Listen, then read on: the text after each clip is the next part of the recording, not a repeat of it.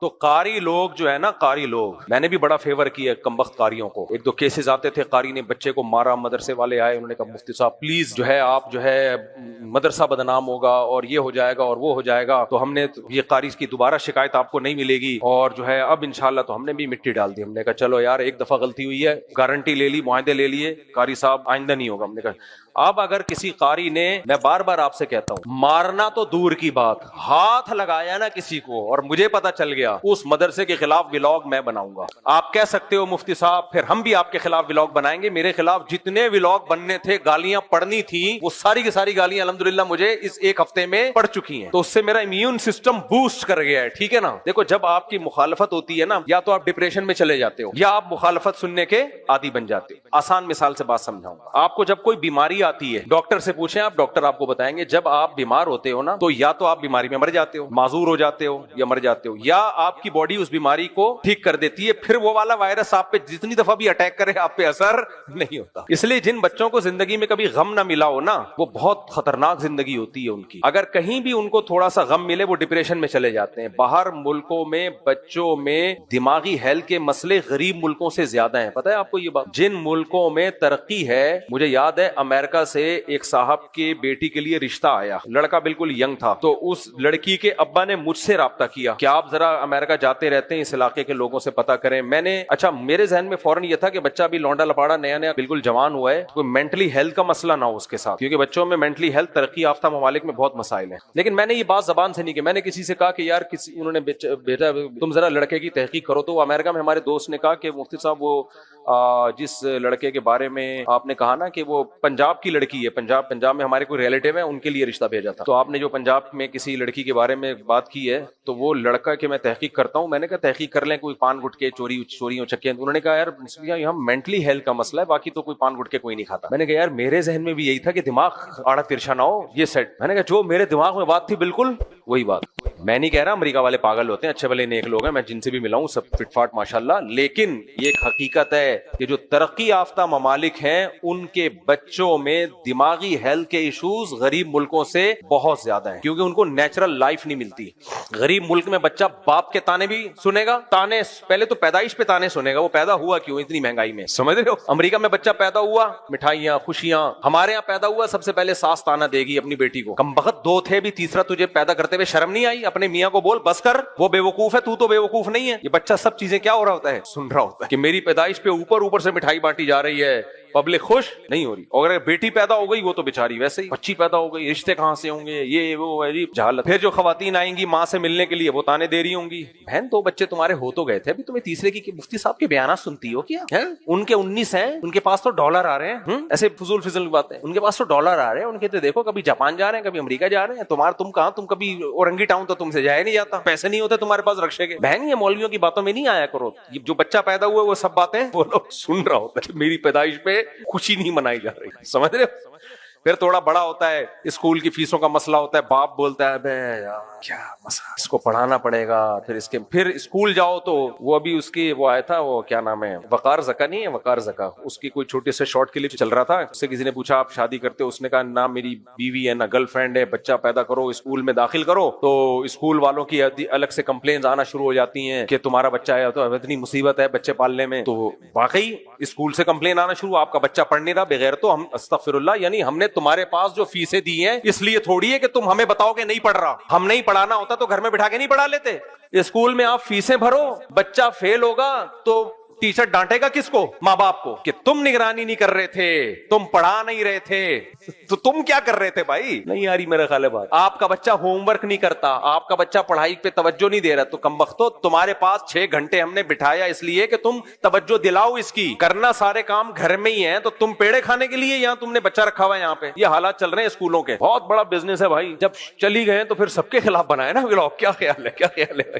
میں تو سوچ رہا ہوں پھر اب کھل گئے تو ایسی کی تیسی. خیر، تو وہ स्कूलों में जो धंधे हो रहे हैं, चंद स्कूल हैं वो कोशिश कर रहे हैं पढ़ाने की, पढ़ा है उनसे भी नहीं जा रहा है, लेकिन कोशिश कर रहे हैं वो भी कमबख्त सेलेक्टेड बच्चों को रखते हैं, बहुत ज़हीन और जो पहले से पढ़े लिखे हैं, उनको पता होता है कि इनको थोड़ी सी पॉलिश करनी पड़ेगी, बाकी ये बेड़ा पार। आप क्या कर, मदारिस की ये खूबी है, कौम के पस्त तरीन बच्चों को लेके उस पर मेहनत करते हैं, ये दीनी मदारिस की बहरहाल एक खूबी है, पस्त तरीन लोगों को हीरा बना के निकालते हैं। और ये बड़े बड़े जो स्कूल है ना ठेश पेश जो चल रहे हैं, ये पस्त तरीन लोगों पे मेहनत नहीं करते, ये उन्हीं लोगों पे करते हैं जो पहले से पढ़े लिखे खानदानों से चले, यार उनको पता है इन पे मेहनत नहीं करनी पड़ेगी, रिजल्ट अच्छा आएगा तो हमारी नेकनामी होगी। खैर, तो अब जो बच्चे बिल्कुल ऐसे माहौल में पले हो, कभी डांट ना सुनी हो, कभी चीखो पुकार घर में ना देखी हो, तो उनमें बर्दाश्त की ताकत क्या हो जाती है, खत्म। मुझे याद एक वाकया, हम किसी फ्लैट में थे तो पड़ोस में ना कोई चीखने की आवाज आई, तो पता चला कि जी वो एक बच्ची डिप्रेशन में चली गई, एकदम कांप रही है। तो बहुत पुराना वाकया है। हमने कहा ये हुआ क्या है? उन्होंने कहा कि इस बच्ची ने कभी ऊंची आवाज में बात नहीं सुनी है, तो कहीं झगड़ा हो गया, किसी और के यहाँ मिलने आई हुई थी अपनी माँ के साथ, तो जिनके आई हुई थी उनके कोई झगड़ा हो गया, ऊंची आवाज से बात, तो बच्ची डिप्रेशन में चली गई। तो मैंने कहा ये सोसाइटी में सर्वाइव कैसे करेगी भाई, ये ऊंची आवाज सुन लिया तो एकदम से वो कह रही है कभी सुनी नहीं, इतने पोलाइट किस्म का खानदान, पता नहीं कहाँ से जापान से बनवाया था स्पेशल ऑर्डर पे उन्होंने ऐसा खानदान। तो हर चीज ना बैलेंस अच्छी होती है, हर चीज क्या होती है, एतदाल, तभी बच्चों पे मोहब्बत भी हो, थोड़ी सख्ती भी। हमारे एक दोस्त हैं ऑस्ट्रेलिया में, ऐसा ना ऑस्ट्रेलियन गवर्नमेंट उनके खिलाफ कंप्लेन कर दे, जब ऑस्ट्रेलियन गवर्नमेंट अगर कहेगी तो मैं कहूंगा मैंने इनकी बात ही नहीं की, मैंने तो किसी और की बात कर रहा था।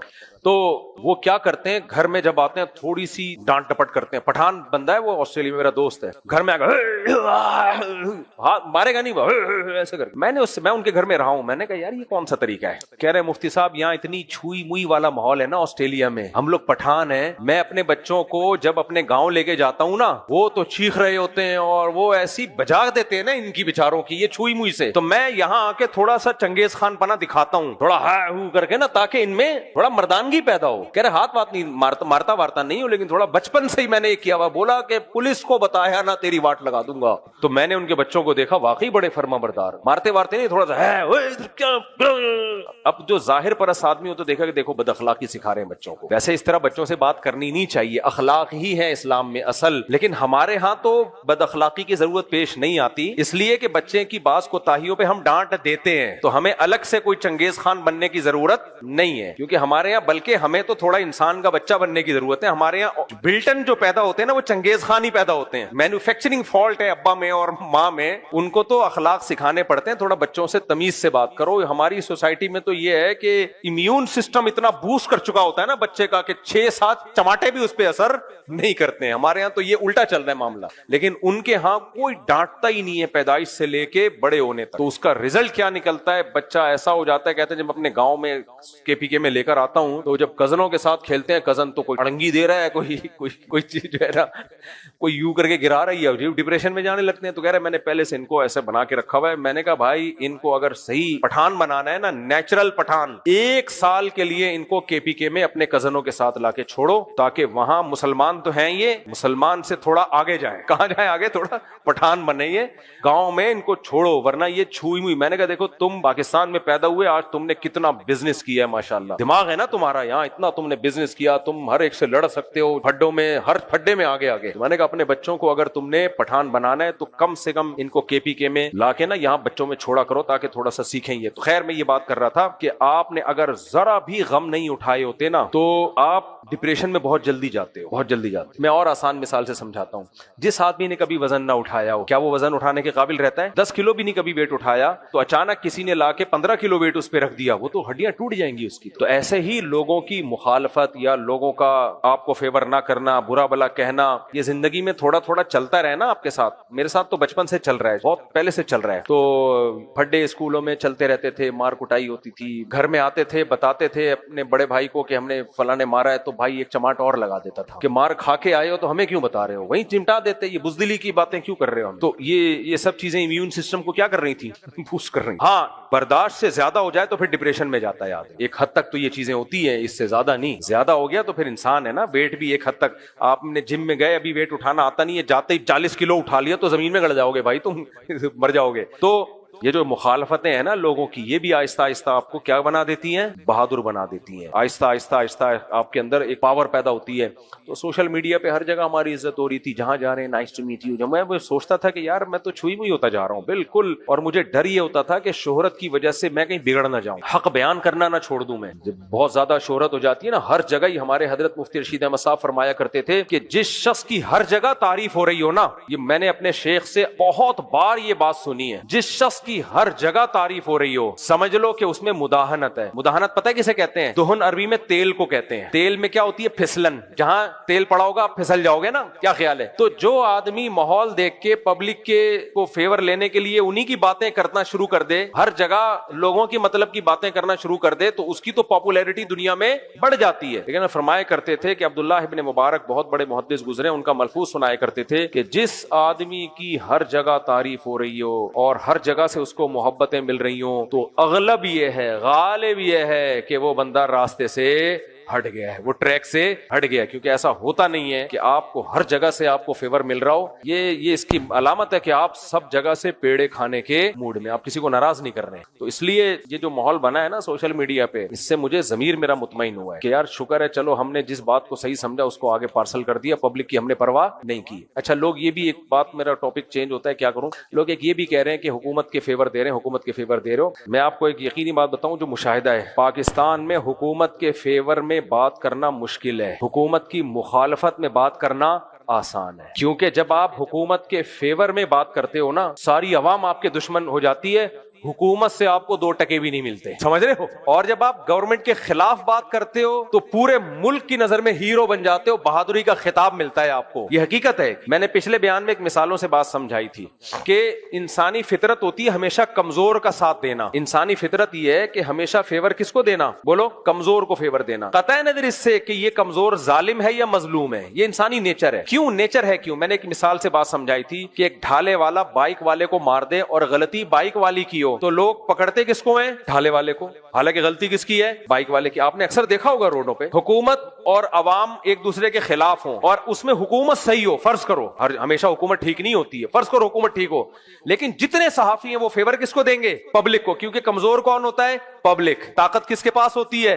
حکومت کے پاس ہوتی ہے. یہ پتہ ہے کیوں کرتے ہیں لوگ؟ کیونکہ کمزور کو جب آپ فیور دیتے ہیں تو اس سے میسج یہ جاتا ہے کہ آپ طاقتور سے ڈرتے نہیں ہو. جیسے بائک والے کی غلطی تھی، ڈھالے کے آگے آ گیا اور گر گیا، خود ہی گھسا ہے غلط ٹریک پہ. اکثر بائک والے خود ہی تلاش کر رہے ہوتے ہیں کدھر جا کے پھٹنا مناسب رہے گا. ہاں میں نے تو خود بائکیں چلائی ہیں، میں نے اتنی بائکیں چلائی ہیں آپ کی سوچ ہوگی. GTO 125 جو کاواساکی تھی وہ چلائی ہے بہت زیادہ، اور ہونڈا 125 یہ جو ہونڈا 125 ہے نا، CG 125 یہ، اور GTO کاواساکی 125 یہ دونوں بائکیں میں نے چلائی نہیں ہے. چلانے کا لفظ ہلکا ہے، اتنے کلومیٹر چلائی ہے کہ میں کسی کو بتاؤں تو لوگ مانتے نہیں ہیں. ایک تو مجھے یاد ہے 30,000 کلومیٹر میں کمپلیٹ کر چکا تھا بائک پہ. 30,000 کا مطلب ہے زمین کے چکر لگا لو آپ اس میں. تو اتنا، کیونکہ میری بہت لمبی ڈرائیو تھی تو مجھے پتا ہے کہ بائکوں والے مظلوم کتنا بنتے ہیں. ہم بھی ایسے ہی چلاتے تھے یوں یوں کر کے. کئی دفعہ تو میں گرا ہوں، کئی دفعہ مرتے مرتے بچاؤں میں، اللہ کا شکر ہے بچ گیا. ایک دفعہ تو مجھے یاد ہے ایک ٹرک والا ٹرک اڈے پہ، یعنی ٹرک اسٹینڈ جہاں سے میرا روز گزر ہوتا تھا. اب دیکھو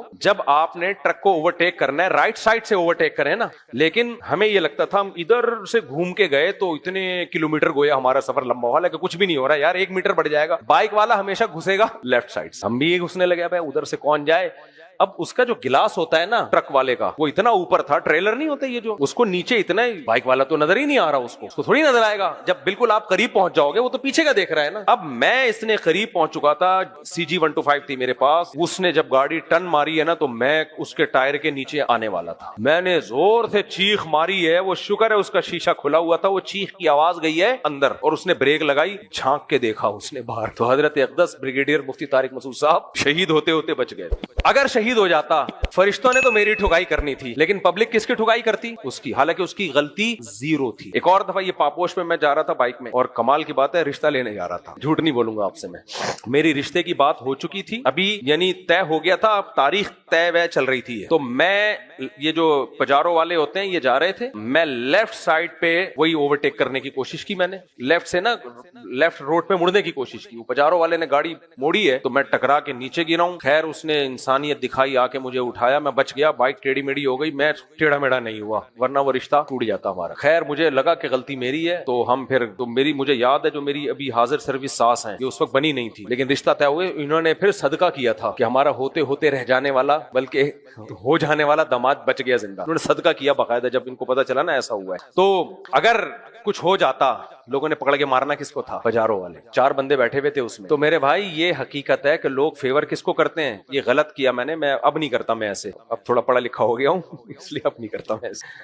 تو میں لوگوں کو بھی منع کرتا ہوں بائک جو ہے نا تمیز سے چلایا کرو, کیونکہ مرو گے بھی تم, تمہاری غلطی سے, اور پٹے گا کون؟ وہ بندہ پٹے گا. تو لوگ کمزور کو فیور کیوں کرتے ہیں؟ میرے بیانات سے نا لوگ اتنا شارٹ کلپ چلا دیتے ہیں کہ مجھ سے اپنی بائکوں کے قصے سنا رہے ہیں. تو یہ نہیں کہ میں اس سے میسج کیا دینا چاہ رہا ہوں, پھر بدنامی ہوتی ہے, نیچے پھر گالیاں آ رہی ہوتی ہیں, اس آدمی کے پاس اپنے قصے کہانیوں کے علاوہ کچھ بھی نہیں ہے. بھائی شارٹ کلپ مت دیکھا کرو, پورا بیان سنا کرو. تو خیر لوگ کمزور کو کیوں فیور کرتے ہیں؟ اس سے انسان ہیرو بن جاتا ہے. اب جیسے میں گر جاتا, لوگوں نے ٹرک والے کو کوٹنا تھا اور میں گھننا پڑا ہوا ہوتا وہاں پہ مظلوم بن کے, صحیح ہے, ہیلمٹ ادھر پڑا ہوا ہوتا, ہم ادھر پڑے ہوئے ہوتے, خون نکل رہا ہوتا. اب اگر آپ ٹرک والے کا ساتھ دو گے تو کوئی آپ کو سیلوٹ نہیں کرے گا, آپ اس کا ساتھ دو گے نا جو نیچے گرا ہوا ہے. لوگ کہیں گے یار یہ حق پر سے ٹرک ڈرائیور سے ڈرتے نہیں ہیں, ٹرک والوں سے دشمنی لے لیتے ہیں, یہ ہے ہیرو. تو اس لیے یہ دنیا کا اصول ہے کہ کمزور کو فیور کرنے میں تعریفیں ہوتی ہیں, طاقتور کو فیور کرنے میں تعریف نہیں ملتی. تو علماء حق کی کوشش یہ نہیں ہونی چاہیے کہ ہم کمزور کو فیور کریں, ان کی کوشش ہو ہم حق کو فیور کریں. بعض دفعہ کمزور مظلوم ہوتا ہے تو آپ کمزور کو فیور کریں, بعض دفعہ کمزور ظالم ہوتا ہے تو پھر آپ نے کس کو فیور کرنا ہے؟ پھر طاقتور کو فیور کرنا ہے.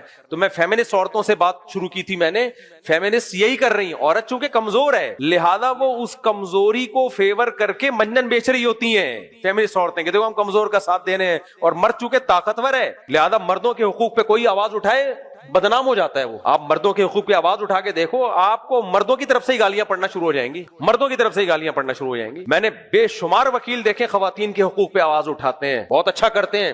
ایک وکیل مجھے نظر آیا جو مردوں کے حقوق پہ بات اٹھاتا ہے, اس کو میں نے باقاعدہ لاہور سے بلایا, پوڈ کاسٹ کی, کھانا کھلایا, بھیجا. میں نے کہا ٹھیک ہے خواتین کے حقوق پہ بھی آواز اٹھانی چاہیے, ہماری بھی بہن بیٹیاں ہیں بھائی, ہماری بھی مائیں ہیں, ہمیں خوشی ہوتی ہے کوئی عورت کے حقوق پہ آواز اٹھائے, لیکن اٹھانے والے بہت ہیں آواز عورت کے حقوق پہ. مردوں کے حقوق پہ آواز اٹھانا یہ جگر کا, کیونکہ آپ کو کوئی فیور نہیں ملے گی. تو اس لیے میرے بھائی یہ جو ہم نے بات کر دی نا ابھی جو جامعہ افسا کے ٹاپک پر سب عوام کی مخالفت کر لی, بزدلی نہیں ہے, اٹ از کالڈ بہادری. ٹھیک ہے, یہ بزدلی ہوتی تو ہم پبلک کا فیور لے رہے ہوتے اور ہم بھی وہی بات کرتے, ہیرو بن جاتے ہیں ہم. یہ کوئی بات نہیں ہوتی ہے. اور سچ جو ہے نا, سچ کے پاؤں مضبوط ہوتے ہیں. بالآخر جیتتا کون ہے؟ سچ.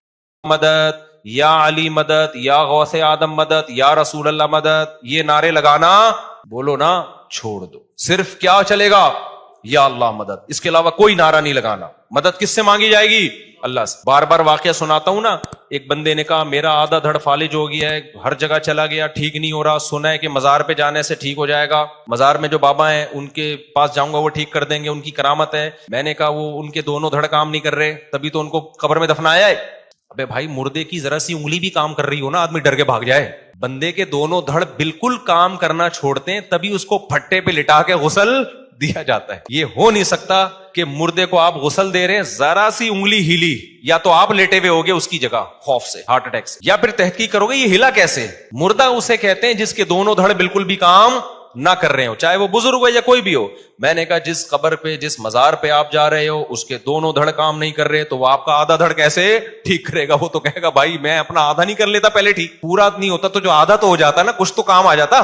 تو میرے بھائی جو بیچارہ مر گئے, جو کچھ بھی نہیں کر سکتے, وہ تمہاری بگڑی کہاں سے بنائیں گے؟ تو اللہ تعبدوا الا ایہ, پکارنا صرف کس کو ہے؟ اللہ کو. اللہ کے سوا کسی کو نہیں پکارنا, نہ قبر والوں سے مانگنا ہے. وبالوالدین احسانا, اچھا عبادت کرو صرف اسی کی, تو اس کا مطلب اس کی بھی کرو. تو اس کی جو عبادت فرض ہے وہ کیا ہے؟ نماز ہے, زکوٰۃ ہے, روزہ ہے, حج ہے, یہ بھی ہمیں کیا کرنا ہے؟ کرنا ہے ہمیں. آگے اللہ فرماتے ہیں وبالوالدین احسانا, اللہ کے بعد سب سے بڑا حق کس کا ہے؟ ماں باپ کا. ماں باپ کے ساتھ اچھا سلوک کرو. کتنا اچھا؟ اما یبلغن عندک الکبر احدہما, دونوں بوڑھے ہو جائیں یا دونوں میں سے ایک بوڑھا ہو جائے, فلا تقل لهما اف. اب بڑھاپے میں ان کی طبیعت میں چڑچڑا پن پیدا ہوگا, بات بات پہ ان کو آئے گا غصہ, اور آپ نے ان کو جوانی میں پورا نچوڑ لیا, اسکول کی فیسیں بھی لے لیں, اماں نے ساری زندگی روٹیاں پکا پکا کے آپ کو کھلا دیں, صبح اسکول تیار کر کے بھیجتی رہی, شام کو آپ کا انتظار کرتی رہی. اس وقت آپ بچے تھے, کوئی آپ کے سر پہ ہاتھ رکھنے والا نہیں تھا, باپ نے بھی عزت دی اور ماں نے بھی بولو عزت. اب آپ جب جوانی کی دہلیز پہ قدم رکھو گے, ماں باپ بڑھاپے کی طرف جانا, ابا ریٹائر ہو گئے, ابا کی چھوٹی موٹی پینشن آ رہی ہے, اماں بھی کیا ہو گئیں, بوڑھی ہو گئیں. اب آپ کو ابا اماں کھلنے لگے, یہ کھانستے کیوں ہیں, یہ اماں ہر وقت چیختی چلاتی کیوں ہیں. انگریز نے اس کا بہترین حل سوچا, اٹھا کے عیدی سینٹر میں جمع کرا دو, کیونکہ وہ کہتا ہے ترقی, ایکچولی لائف کو کیا کرو, انجوائے کرو. گورا یہی کہتا ہے, تمیز سے ملو ہر ایک سے. گورے کے اخلاق بہت اچھے ہوتے ہیں, واقعی اچھے ہوتے ہیں. اب جب بھی پاکستان ہو کوئی نہ کوئی بڑا نظر آ رہا ہوتا ہے ہمیں, بہت اچھے اخلاق ہوتے ہیں, لیکن ابا اماں کے لیے بولو نہیں ہوتے. اللہ کہہ رہا ہے نا نا نا, کسٹمر کی تو کہیں اللہ بات ہی نہیں کر رہا پورے رکوع میں, کسٹمر سے اچھے اخلاق سے بات کرو. اللہ کا ہوتا ہے تو ان کا باپ بھی کرے گا, وہاں ان کا بزنس ہے. اصل تو جو ہیں وہ کون ہے, ابا اماں کو. تو گورے نے بولا سائنسی ترقی, ہم نے ترقی کرنی ہے, لائف کو انجوائے کرنا ہے. ابا کھانس رہے ہیں, اٹھا کے کہاں لے جاؤ, اولڈ ہاؤس میں کیئر ہوگی, وہاں گورنمنٹ نے ملازم رکھا ہوا ہے. گورنمنٹ کہے گی آپ نہیں ان پہ خرچ کرو گے, بلکہ ہم آپ کی 40% سیلری کاٹیں گے اور قوم کے بوڑھوں کو کھلائیں گے. بڈھا کہتا ہے ماشاءاللہ گورنمنٹ ہماری کتنی اچھی, اور پاکستان میں گورنمنٹ بوڑھوں کو نہیں کھلاتی. بھائی پاکستان میں اولاد بوڑھوں کو کھلاتی ہے, گورنمنٹ اس لیے نہیں کھلاتی. گورنمنٹ تو ویسے بھی کسی کو نہیں کھلاتی, گورنمنٹ کا کام تو کھانا ہے, کھلانا تھوڑی ہے. کیا خیال ہے بھائی, زیادہ ہو گیا, چلو آگے. اچھے بھی لوگ بھی ہیں, بہرحال اچھے لوگ بھی ہیں الحمدللہ. گورنمنٹ میں کچھ لوگ کھلانے والے بھی ہیں, یہ میں مکھن لگانے کے لیے نہیں کہہ رہا, چونکہ جب میں ٹریولنگ کی ہے نا تو کچھ خاندانی لوگ بھی ہمیں ملے ہیں, اور ہر جماعت میں ہیں. تو خاندانی لوگ ہر جگہ مارکیٹ میں ہیں ذرا تھوڑے, تو اس لیے ظاہر ہے جو اکثریت سامنے آتی تو مارکیٹ میں نظر تو وہی آتا ہے نا, لیکن کچھ اچھے لوگ بھی ہیں الحمدللہ. تو بہرحال اللہ میاں نے کہا کہ سب سے زیادہ حق کس کا ہے, ماں باپ کا. ان کے ساتھ اچھا سلوک کرنا ہے. اچھا سلوک کیسا, کہ جب بوڑھے ہو جائیں, اب تمہارے کسی کام کے نہیں ہیں, تو اب اصل میں تو خدمت شروع ہوئی ہے. اب کیا ہے, حق حقوق تو اب شروع ہو رہے ہیں. تو پہلا حق اپنی زبان پہ کنٹرول. عیدی سینٹر جمع کرانا, تو یہ آپ سے کوئی ملے کہ میں نے اپنے ابا کو جمع کرا دیا عیدی سینٹر, بتاؤ آپ کی نظر میں اس کی کوئی عزت رہے گی؟ نہیں رہنی چاہیے. بے تو اپنے باپ کو جمع کرا کے آ گیا یار, گودوں میں پالتا بڑھاپے میں اس کو. یار وہ تنگ بہت کرتے ہیں ابا یہ کرتے ہیں. بھائی جو بھی ہیں, حق کب شروع ہو رہا ہے, اماں اور ابا کا بڑھاپے میں شروع ہو رہا ہے. فلا تقل لهما اف, اللہ کہتے ہیں اب ان کے سامنے اف نہیں کرنا. ولا تنہرہما, ان دونوں کو جھڑکنا نہیں ہے. جھڑکنا سمجھتے ہیں جیسے باس اپنے ملازمین کو جھڑکتا ہے, چلو یہاں سے جاؤ, یہاں سے دماغ کھایا ہوا ہے. بھکاریوں کو جھڑکا جاتا ہے, بس کر یار. یہ جو اسٹائل ہے نا فرعون والا بات کرنے کا, یہ اسٹائل ماں باپ کے سامنے بولو نہیں چلے گا. چپ ہو جاؤ, خاموش ہو جاؤ, آپ کون ہوتے ہو پہ اعتراض کرنے والے. یہ ڈائلاگ آج کل اولاد کے چل رہے ہیں, کس کے لیے, ماں باپ کے. آپ کون ہوتے ہو مجھے روکنے والے, آپ کو کس نے یہ رائٹ دیا. یہ اسکولوں سے سیکھ رہے ہیں. ایجوکیشن بہت آ رہی ہے, تمیز مارکیٹ سے شارٹ. یہ ایجوکیشن تمہیں جہنم کے عذاب میں لے کے جائے گی. اس سے وہ جاہل اچھا ہے, رکشا چلاتا ہے, ٹماٹر بیچتا ہے, لیکن اپنے باپ اور ماں سے تمیز سے بات کرتا ہے. اللہ کی نظر میں وہ زیادہ پڑھا لکھا ہے. تو ولا تقل لهما اف ولا تنهرهما وقل لهما قولا کریما. آگے اللہ نے فرمایا کہ صرف اتنا نہیں ہے کہ بے عزتی نہیں کرنی, جھڑکنا نہیں ہے اور اف نہیں کہنا. تو انسان کہتا ہے چلو بدتمیزی سے پیش نہیں آنا, نارمل رہنا ہے. نا نارمل بھی نہیں. قل لهما قولا کریما, ایسی بات کرنی ہے جس سے عزت جھلک رہی ہو, ایسے لگ رہا ہو جیسے کوئی ملازم اپنے آفیسر سے بات کر رہا ہے. کریم کہتے ہیں عزت دار کو. قول کریم ہونا چاہیے جس سے رسپیکٹ کیا ہو, نظر آ رہی ہو, لوگوں کو پتا چلے یہ اولاد ہے اور یہ کیا ہے, باپ ہے. آج جو لبرل طبقہ جب آتا ہے نا ہم سے ملنے کے لیے اپنے بچوں کی پرابلمز کو لے کے, تو میں یقین سے بتاؤں مجھے بچہ باپ لگ رہا ہوتا ہے اور باپ بچے کے سامنے بڑی تمیز سے, کہ بچے کو ایسا نا مائنڈ کر جائے, بچہ ایسے آرام سے بات کر رہا ہوگا. ایکچولی مفتی صاحب میرے یہ بیٹے ہیں, حالانکہ ایک ہی ہے لیکن اس کو عزت میں ہیں کہہ رہا ہوتا ہے. ویسے ہوتے بھی ایک ہی عام طور پر لبرل لوگوں کے, یہ میرے بیٹے ہیں. ایکچولی یہ تھوڑا سا نا یوں بیٹا ایسا چیخنا شروع کر دے گا. بیٹا وہ اصل میں دیکھیں میں آپ کو سمجھانا چاہ رہا تھا نا, میں مفتی صاحب ہیں تھوڑا سا احتیاط سے بات کرتے ہیں. نہیں آپ مفتی صاحب یہ دیکھو نا یار, یہ ابا باتیں کیسی کر رہا ہے. تو مجھے 2-3 دفعہ ارادہ ہوا ہے میں ابا کی جگہ اس کو بٹھا دوں اور اس کی جگہ کس کو بٹھا دوں, ابا کو, اور میں بولوں بھائی آج سے ابا تو ہے. یہ کون ہے, اسٹائل سے تو لگ رہا ہے باپ تو ہے. تو یہ تربیت یہ ہو رہی ہے مارکیٹ میں، یہ ہو رہی ہے تربیت. تو اپنے اسٹائل سے یہ ثابت کرنا پڑے گا کہ ابا جو ہے وہ ابا ہے، اماں جو ہے وہ کیا ہے. بیٹیاں اماں کے ساتھ بڑی بدتمیزی کرتی ہیں. یار آپ کون ہوتی ہو مجھے روکنے والی؟ آپ کون ہوتی ہو؟ آپ چپ ہو جاؤ، میں کیوں چپ ہوں؟ یار یہ اسٹائل ہے بھائی. ہم تو اپنے بچپن میں تصور نہیں کر سکتے تھے کہ آپ کون ہوتی ہو مجھے روکنے والی. ماں جب کہہ رہی ہے چپ ہو جاؤ تو آپ چپ ہو جاؤ، میں کیوں چپ ہوں؟ خدا کی قسم ہم اپنے بچپن میں یہ تصور نہیں کر سکتے تھے کہ کوئی اولاد اپنی ماں، کوئی بیٹی اپنی ماں کو یہ الفاظ کہہ سکتی ہے. بڑے بدتمیزی والے الفاظ ہیں یہ. تو یہ بہت خطرناک بات ہے. اس لیے اللہ تعالیٰ قرآن میں فرماتے ہیں وَقُلْ لَهُمَا قَوْلًا کریما. بات کیسے کرنی ہے؟ عزت کے ساتھ. وَخْفِضْ لَهُمَا جَنَاحَ الذُّلِّ مِنَ الرَّحْمَةِ. یہ تو بات کا اسٹائل بتا دیا. کھڑے ہونے کا اسٹائل کیسا ہو؟ ذلت سے اپنے بازوؤں کو جھکانا ہے.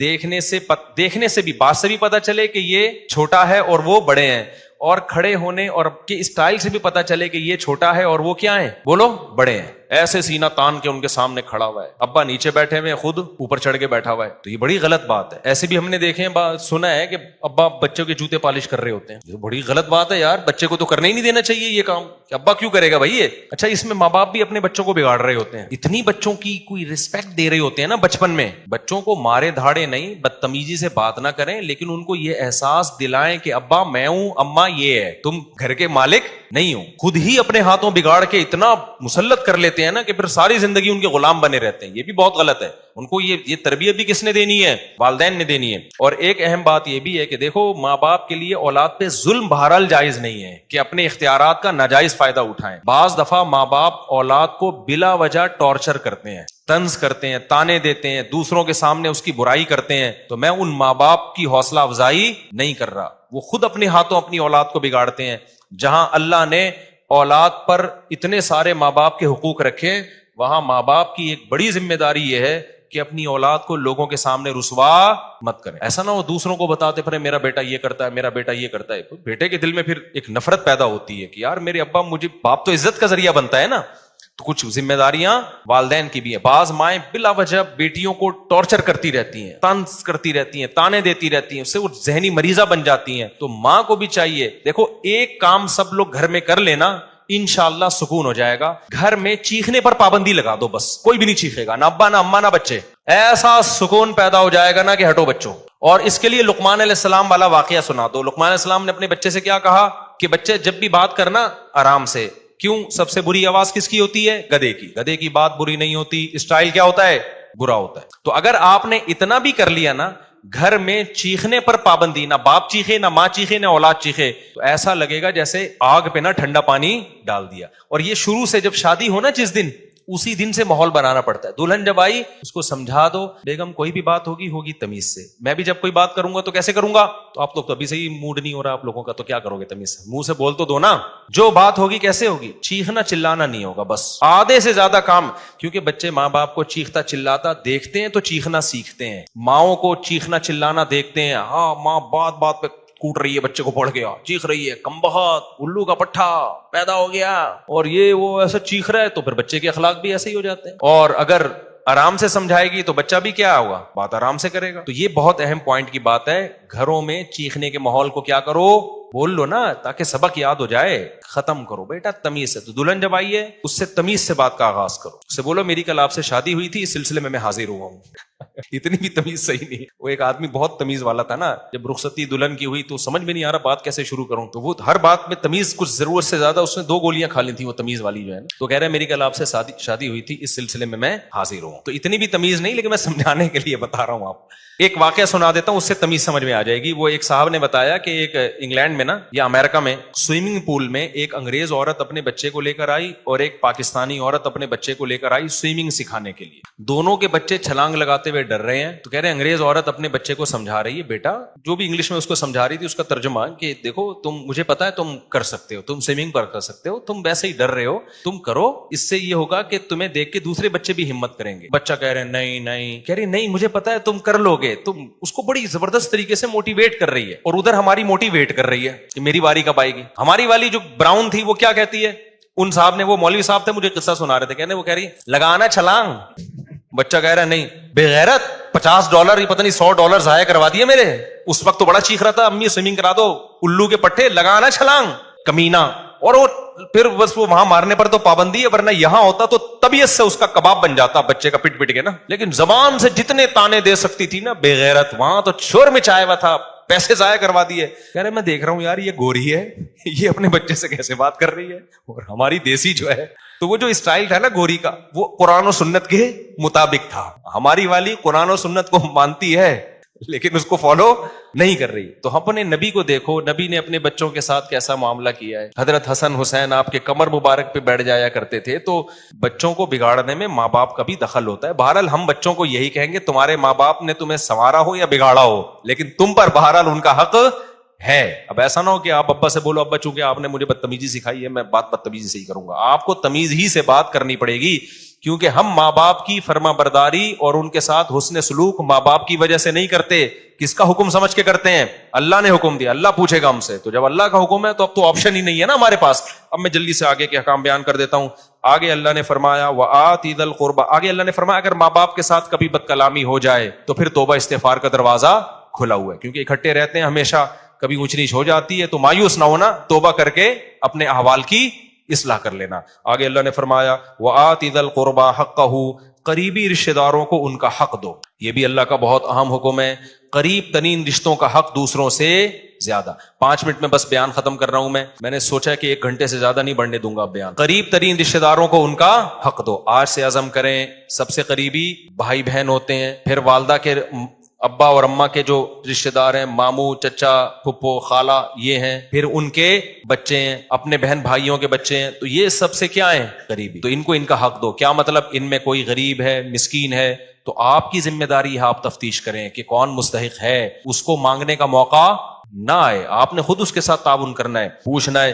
آگے اللہ فرماتے ہیں والمسکینہ، غریبوں کو ان کا حق دو، مسافروں کو دو. مسافروں کو کیسے چونا لگایا جاتا ہے؟ کوئی مسافر آ جائے نا ٹیکسی والے کے پاس، ٹیکسی والے کو پتا چل جائے کہ یہ مسافر ہے، ٹیکسی والا اس کو 10 کے 4 گنا ریٹ بتا رہا ہوتا ہے. اس کو پتا ہے اس کو یہاں کے ریٹ پتہ ہی نہیں ہے. ہم بچپن سے دیکھ رہے ہیں. پہلے تو گورے بہت آیا کرتے تھے، ورلڈ ٹریڈ سینٹر کے بعد آنا بند ہو گئے. پہلے گورے بہت آیا کرتے تھے. ہمیں یاد ہے جب انگریز آتے تھے نا تو وہ ٹیکسی والے نا ان کو ڈبل سے بھی زیادہ کرایہ بتاتے تھے. حالانکہ کوئی بھی مسافر ہے بھائی، جب دوسرے تو وہ رعایت کا مستحق ہے. لاہور میں ہم جاتے تھے تو ٹیکسی والے کو پتا چل جاتا تھا ہماری اردو سے یہ کہاں سے آیا ہے، کراچی. ٹیکسی والا چونا لگاتا تھا، ہم کہتے تھے بھائی وہاں جانا ہے، گلی کے ساتھ طواف کرتا تھا وہ گلی میں. ہمیں پتہ ہی، ہم سمجھ نئی گلی آ رہی ہے، اسی گلی میں گھمایا جا رہا ہے. پھر جب 3-4 دفعہ وہی درخت آئے تو پھر اگلی گلی، او جناب 50 کلومیٹر دور. حالانکہ وہ اس کھمبے سے لے کے اس کھمبے تک گیا ہے. ہم سمجھ رہے ہیں بہت لمبی ٹریولنگ کر کے ہم یہاں پہنچے ہیں. جب رشتے داروں کو بتاتے تھے وہ کہتے ہیں بھائی یہ تو یہاں اترے تھے، یہاں سے یہاں تو 5 منٹ لگتے ہیں. لاہور والے ایسے ہوتے نہیں ہیں، لیکن مجھے 2-3 ٹکرے ہیں، ہوتے نہیں ہیں لیکن ہر جگہ، کراچی میں بھی ہوتے ہیں، لاہور میں بھی ہوتے ہیں، ہر جگہ ہوتے ہیں. تو یہ آپ کو جب پتا چل گیا بندہ کراچی کا ہے تو چونا نہ لگاؤ، بلکہ اس کو عزت دو. پنجاب والا جب کراچی آئے، آپ کو اس کی لینگویج سے پتا چل گیا یہ لاہور یا ملتان سے آیا ہے، تو بجائے چونا لگانے کے آپ اس کو کیا دو کہ یار اپنے کراچی میں آیا ہے تو ہم ایسا معاملہ کریں گے کہ اچھا امیج لے کے جائے گا. یار کراچی والے تو کیا ہوتے ہیں، بڑے خاندانی. لیکن پاکستان میں ہر آدمی کے پاس چونے کے ڈبے ہیں، ٹھیک ہے نا. وہ کہتا ہے یار کوئی بندہ ملے، ٹوپیاں لے کے بیٹھے ہوئے ہیں، کوئی بندہ ملے جس کے سر پہ آ جائے اس کو پہنا دو. تو یہ کام مت کرو، قرآن منع کرتا ہے. آگے اللہ فرماتے ہیں وَلَا تُبَذِّرْ تَبْذِيرًا، خرچ کرنا ہے، رشتہ داروں پہ بھی پھینکنا نہیں ہے. ایسا نہ ہو سخاوت کے جوش میں آ کے یوں اڑانا شروع کر دو اور پھر کل لوگوں سے بھیک مانگ رہے ہو. یہ کس سلسلے میں آئے جی؟ وہ میں نے بیان سن کے سخاوت اتنی کر دی تھی کہ آج میرے پاس گیس بجلی کے بل کے پیسے نہیں ہیں. کیا کرو، یہ شیطان کا کام ہے. آگے اللہ فرماتے ہیں وَإِمَّا تُعْرِضَنَّ عَنْهُمُ ابْتِغَاءَ رَحْمَةٍ مِّن رَّبِّكَ، بعض دفعہ کوئی رشتہ دار، کوئی غریب مسکین تمہارے پاس آتا ہے، اس وقت تمہارے پاس پیسے نہیں ہیں، وہ ہو مستحق، وہ پیشہ ور بھکاری کی بات نہیں ہو رہی، خوب سمجھ لو. اس وقت پیسے نہیں ہیں لیکن تمہیں پتا ہے بعد میں پیسے آ جائیں گے، تو اس سے نرم بات کہہ دو کہ بھائی ابھی نہیں ہے لیکن مجھے اللہ سے امید ہے کل انتظام ہو جائے گا تو کل میں تمہیں دے دوں گا. دیکھو کیسے اللہ کہاں تک سمجھا رہے ہیں. آگے اللہ نے فرمایا نہ اپنے ہاتھ کو گردن سے باندھو، کنجوس بن کے زندگی گزارو کہ جی وہ الماری سے روٹی لگا کے. بہت پرانا لطیفہ ہو گیا. ایک کنجوس آدمی کو بچے کہتے تھے ابا دیسی گھی لے کر آ، دیسی گھی لے کر آ. ابا کنجوس، اس نے کہا مہنگا ہے. بہرحال ایک دن ابا گھی کا ڈبہ لے آئے. جب بھی کوئی آئل یا گھی کا ڈبہ ہوتا ہے باہر بھی چکناہٹ ہوتی ہے، تو ابا نے کہا بیٹا گھی کے ڈبے سے لگا کے کھاؤ، جب تک باہر مکمل ختم نہ ہو جائے نا ڈبہ نہیں کھولے گا. وہ بچے بےچارے صبح ناشتے میں نا ڈبے کو چاٹ رہے ہیں. اب اس کو سفر پہ جانا تھا تو یہ ڈبہ الماری میں بند کر کے چلا گیا کہ کمبخت کھول نہ لیں گے. کئی دنوں کے بعد واپس آیا تو بچے سے پوچھا کہ بچوں تم نے گھی کا ڈبہ کھولا تو نہیں؟ نہیں ابا ہم نے نہیں کھولا. بیٹا پھر ناشتہ کیسے کرتے تھے؟ ابا الماری سے روٹی لگا لگا کے کھاتے تھے. وہ بھی کنجوس کے بچے تھے نا. ابا الماری سے روٹی لگا لگا کے کھاتے تھے. اس نے رکھ کے ایک تھپڑ لگایا. بغیر تو کچھ دن گھی کے بغیر صبر نہیں ہو سکتا تھا. یہ کیا ہے؟ ہاتھ گلے سے باندھ لینا. لا تجعل یدک مغلولۃ الی عنقک، اپنے ہاتھوں کو گردن سے مت باندھ. دیا اللہ نے اڑاؤ یار، خرچ کرو. لیکن ولا تبسطھا کل البسط، ایسے ہاتھ بھی نہ پھیلا دو. ایسا نہ ہو کہ اپنی چادر سے زیادہ پاؤں پھیلانا شروع کر دیے، جیسے شادیوں میں لوگ اڑا رہے ہوتے ہیں نا. ایک ولیمے میں ایسا پیسہ اڑایا، پھر مجھے آ کے کہہ رہے ہوتے ہیں آپ دوسری شادی کی بات کرتے ہو، خرچہ ایک میں اتنا ہو جاتا ہے. بھائی تم نے جس اسٹائل میں ولیمہ کیا اس میں تھوڑی، اس میں تو ایک بھی نہیں ہوتی. جو تم جس طرح کے خرچے کر رہے ہو ایسے اڑا رہے ہوتے ہیں ذرا ذرا سی تقریبات پر، اس کے بعد کچھ ہے ہی نہیں. اچھا یہ خوب سمجھ لو، ہر آدمی اپنی حیثیت کے مطابق خرچ کرے گا. بعض دفعہ لوگ کہہ رہے ہوتے ہیں وہ فلاں مالدار نے ڈیفنس میں اتنے بڑے ہوٹل میں ولیمہ کیا ہے اور اتنا لگژری کھانا، یہ تو اسراف ہے. بھائی اس کی کروڑوں کی آمدن ہے، اس کے لیے یہ دال چاول ہیں، ٹھیک ہے نا. تو یہ جو اسراف کی ڈیفینیشن ہے نا، یہ ہر ایک کے حق میں مختلف ہے. جن کو زیادہ دیا ان کے لیے کچھ بھی نہیں ہے، جن کو کم دیا ان کے لیے تو 2 دیگیں بھی ہو سکتا ہے بہتوں. تو اسراف میں کبھی کسی کو دیکھ کے کہ اتنا زبردست اس نے انتظام کیسے کر لیا، تو وہ اس پہ آپ نہیں حکم لگا سکتے. اس کی ہر آدمی اپنی آمدن کے حساب سے خرچ کرتا ہے اور کرنا بھی چاہیے. 1 کروڑ پتی آدمی اگر دال چاول کھلائے گا تو یہ کنجوسی ہے، اور ایک غریب آدمی جس کے پاس دال چاول کے پیسے بھی نہیں ہے وہ دال چاول بھی کھلائے گا تو یہ کیا ہے؟ اسراف ہے. تو اسراف کی ڈیفینیشن ہر ایک کو دیکھ کر مختلف ہوتی ہے. جلدی سے مکمل کر لوں. آگے اللہ نے فرمایا وَلَا تَقْتُلُوا أَوْلَادَكُمْ خَشْيَةَ إِمْلَاقٍ، غربت کے خوف سے اپنے بچوں کو قتل مت کرو. نَحْنُ نَرْزُقُهُمْ وَإِيَّاكُمْ، ہم ان کو بھی روزی دیں گے اور تم کو بھی دیں گے.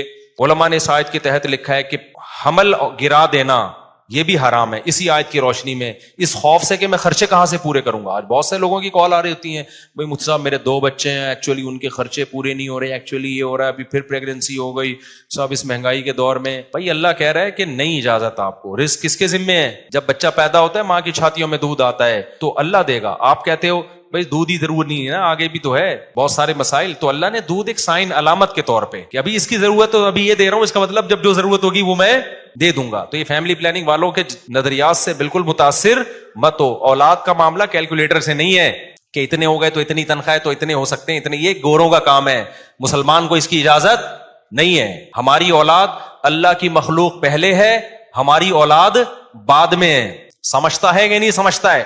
آگے اللہ فرماتے ہیں وَلَا تَقْرَبُوا الزِّنَا، زنا کے قریب بھی مت پھٹکو. دیکھو جتنے بھی احکام اللہ نے بتائے نا اس میں کسی میں یہ نہیں کہا کہ اس جرم کے قریب بھی مت جاؤ. واحد ایک زنا ہے جس کے بارے میں کہا اس کے قریب بھی مت جاؤ، کیونکہ جو قریب جاتا ہے وہ زنا کر لیتا ہے.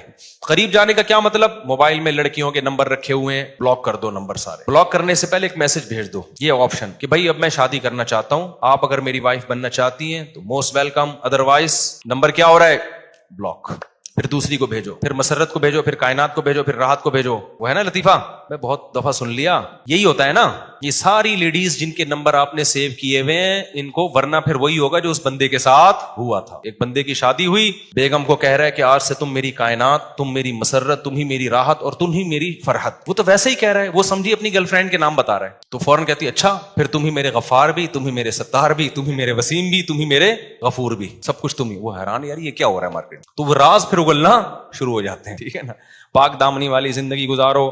تو اللہ فرماتے ہیں زنا کے قریب بھی مت پھٹکو، یہ بہت بڑا گناہ ہے، اور کسی انسانی جان کو قتل مت کرو. آگے اللہ فرماتے ہیں وَلَا تَقْرَبُوا مَالَ الْيَتِيمِ، یتیم کے مال کے بھی قریب مت جاؤ. یہاں بھی قریب جانے کا، قریب جانا کا یتیم کسے کہتے ہیں؟ آپ کے بھائی کی ڈیتھ ہو گئی، اس کے چھوٹے چھوٹے بچے ہیں تو چچا ان بچوں کی وراثت کھا جاتا ہے، بڑا بھائی چھوٹے بھائیوں کی وراثت کھا جاتا ہے. یتیم کا مطلب یہ نہیں کہ عیدی سینٹر سے یتیم بچوں کے چپل کوئی چوری کر رہا ہے جا کے، یہ عربوں میں نہیں ہوتا تھا. یتیم کا مطلب ہے کہ جب باپ مر گیا تو چھوٹے بچوں کی وراثت رشتہ دار کھا جاتے ہیں. اللہ کہتے ہیں یہ کام مت کرنا.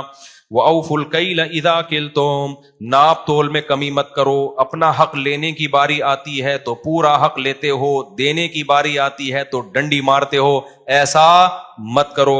اوفوا بالعہد، معاہدوں اور ایگریمنٹ کو پورا کیا کرو. آگے لا تخف ما لیس لک بہ علم، جب تک مکمل نالج نہ ہو کسی چیز کے در پہ نہ ہو تبصرہ مت کیا کرو. فلانے نے یہ کر دیا، فلانے نے یہ کر دیا. کل مجھے کسی نے پوسٹ بھیجی کسی آفیسر کے بارے میں کہ وہ یہ کروڑوں روپے کھا گیا اور یہ کر رہا ہے. میں نے کہا آپ نے خود اپنی آنکھوں سے دیکھا ہے کتنے روپے کھا گیا؟ وہ اپنی آنکھوں سے دیکھا ہے؟ کہہ رہے نہیں میں نے دیکھا تو نہیں ہے لیکن یہ دیکھو ثبوت ہے. میں نے کہا ان ثبوت کو تجزیہ آپ کو اینالائز کرنا آتا ہے؟ آپ تجزیہ کرنا آتا ہے؟ آپ جج ہو؟ کہہ رہے یار. میں نے کہا کیوں بلا وجہ کچھ بھی چلا دو مارکیٹ میں پھیل جاتا ہے. سچ بہت کم بولا جاتا ہے. تو کبھی کسی کی باتوں میں آ کے کسی کو تبصرہ کرنا، کسی ادارے کو برا کہنا، کسی فرد کو برا کہنا، یہ اپنی زندگیوں سے ہمیشہ کے لیے کیا کر دو؟